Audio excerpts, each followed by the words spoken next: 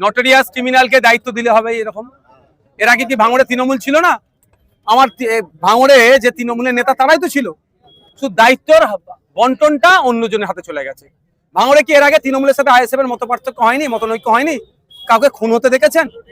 সে ভাঙড়ের আইএসএফ এর লোক হোক, সাধারণ মানুষ হোক আর তৃণমূল হোক, বোমের আঘাতে ক্ষতিগ্রস্ত হতে দেখেছেন? ভাঙড়ের বদনাম হচ্ছে, কোথা থেকে বাইরে থেকে বোম বাঁধা লোক নিয়ে এসে বোম বাঁধছে, ভাঙড়ের বদনাম হচ্ছে। গতকালকেই মনে হয় দেখলাম 85টার উপরে নাকি বোম উদ্ধার হয়েছে। কার বদনাম হচ্ছে? ভাঙড়বাসীর বদনাম হচ্ছে।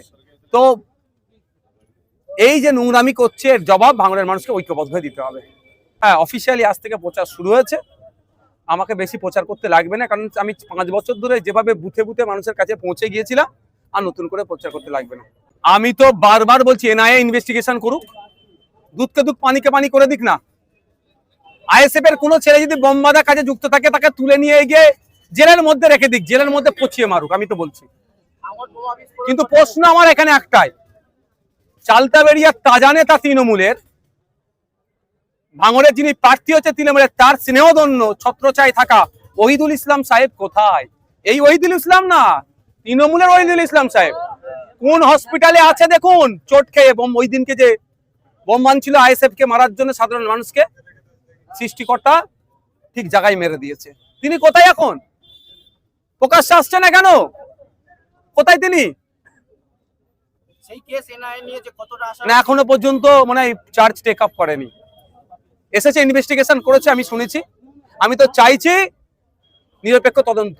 আর এই হচ্ছে নওশাদ সিদ্দিকী বলেছে সেন্ট্রাল ফোর্স স্টেট ফোর্স লাগিয়ে চিরুনি তল্লাশি হোক, ভাঙড়ে চিরুনি তল্লাশি হোক, যা বোম গুলি পিস্তল আছে উদ্ধার হোক। যদি আইএসএফ এর ছেলের কাছেও থাকে সেটাও উদ্ধার করুক, কারণ ভাঙড়ের মানুষ অশান্তির আগুনে না জ্বলে, এটা আমি চাইবো। আমি ছুটে গিয়েছিলাম মমতা ব্যানার্জির কাছে, তার মূল্যবান সময় হয়নি, যে প্রয়োজনে আমি ভাঙড় থেকে প্রার্থী তুলে নেবো, ভাঙড়ে হিংসা থামান। আমি সেই ছেলে, একটু মাথায় রাখবেন। আমরা অত খারাপ হয়ে যায়নি কোনো মানুষের নামে কুকুর বুঝবো, 1 নম্বর কথা। 2021 সালে অত খারাপ আমরা, অত নিকৃষ্ট হয়ে যায়নি, আর হবো না। তবে বালহুম আদল, চতুষ্পদ জানোয়ারের থেকেও খারাপ আছে মানুষ, কিছু মানুষ।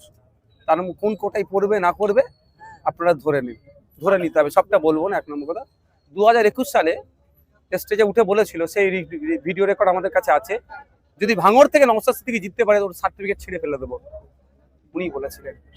উনি আতঙ্কে আছে। ভাঙড় তো যাচ্ছেই হাতছাড়া হয়েছে, এখন ক্যানিং আর আটকাতে পারবে না। কেন বাধার মুখে পড়তে হচ্ছে, কেন? এটা তো বুঝতে হবে। শাসক ভয় পাচ্ছে বলে বাধা দিচ্ছে, আতঙ্কে আছে বলে বাধা পড়ছে। তো বাধা দিয়ে কতদিন হবে? নির্বাচন কমিশন অনেক বড় বড় কথা বলছে, সুন্দর সুন্দর কথা। নির্বাচন কমিশনকে দায়িত্ব নিতে হবে শান্তিপূর্ণ ভোট করার, আর না নিতে পারলে নির্বাচন কমিশনের ওই ধরনের ডায়লগবাজি বন্ধ করতে হবে। এখন ব্যাপারটা হচ্ছে, প্রথম কথা বলি, যারা ওয়েটল্যান্ডের জায়গাকে বুঝাচ্ছে তারা দেশদ্রোহী। আমার দেশ ইরানের রামসার সাইটে 1971 সালে গিয়ে প্রমিস করেছে রামসার সাইটের অন্তর্ভুক্ত, সেখানে একটা ইট পর্যন্ত গাঁথবো না। রামসার সাইটে একটা ইট পর্যন্ত গাঁথা যায় না, সেখানে কিভাবে হচ্ছে? ব্যবতা টু বামনঘাটা, ওখানকার মানুষের সাথে কথা হয়েছে, কাগজ রেডি হচ্ছে, আমি মামলা করবো। এবং বলেছি ওদেরকে, আমি বিধায়ক হওয়ার ভোট চাওয়ার জন্য বলছি না, কাগজ সব রেডি করছে, মামলা করব। যারা 20 বছর 30 বছর 50 বছর 100 বছর আছে, 2 ভাই ছিল, 2টো রুম, 4টে ছেলে হয়েছে, একটা এক্সট্রা রুম করতে পারছে না। মহিলারা টয়লেট করবে, টয়লেট তৈরি করতে পারছে না, যায় ওখানে টয়লেট করবে, পানির কল পুঁতবে, সেটা মুছতে দিচ্ছে না। আর ওখানে ঘিরে বড় বড় প্রমোটিং হয়ে যাচ্ছে, কিভাবে হচ্ছে এটা বন্ধ করতে হবে। এই জন্য আমি মামলা করব, আটকাবো।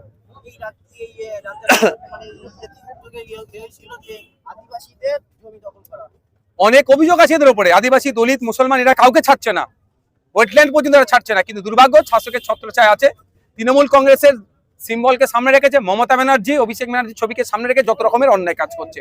প্রশাসনকে বলবে একটু কঠোর হন, নাহলে কিন্তু এর উত্তর আপনাকে দিতে হবে। এখন গত রাত্রিরে মনে হয় পশ্চিমবাংলার একাধিক মানুষের ওই আন্ডার অ্যাডজুডিকেশন হয়েছিল, আবার কেউ মানে এগুলো করছিল নাকি এটা টেকনিক্যাল এররের জন্য। আজ থেকে মনে হয় ওই কথাটা নেই। এবার কথা হচ্ছে, একটা কথা আমি বলবো, বিরোধী দল নেতা শুভেন্দু অধিকারী হতে পারে বা অভিষেক ব্যানার্জি হতে পারে, ব্যক্তিগত লড়াই আমার কারোর সাথে নাই। রাজনৈতিক লড়াই, রাজনৈতিকভাবে এদের বিরুদ্ধে আমি লড়ি। কিন্তু এতটুকুই, আর্টিকেল 326 ভারতবর্ষের সংবিধান ভারতীয় নাগরিক 18 বছরের ঊর্ধ্বে ভোটদানের স্বাধীনতা দিচ্ছে। কোনো রকম ভাবে ওই স্বাধীনতা কেউ কেড়ে নিতে পারবে না। তা কেড়ে নেওয়ার চেষ্টা হচ্ছে, আমরা আইনি লড়াই করছি কলকাতা হাইকোর্ট থেকে দিল্লি সুপ্রিম কোর্ট।